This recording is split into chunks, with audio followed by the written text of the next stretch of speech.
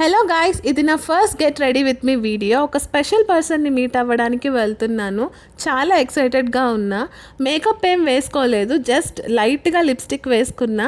And నాకు ఈ green colour dress చాలా నచ్చింది. ఇంతకుముందు గ్రీన్ కలర్లో ఏది కొనాలన్నా కొంచెం డౌట్ ఉండేది, సెట్ అవుతుందా లేదా అని. బట్ ఈ డ్రెస్ వేసుకున్నాక నాకు చాలా కాన్ఫిడెన్స్ ఇచ్చింది. ఇక్కడ చెల్లిని హెయిర్ లీవ్ చేసుకుంటే బాగుంటుందా ఆర్ క్లిప్ పెట్టుకోనా అని అడుగుతున్నాను.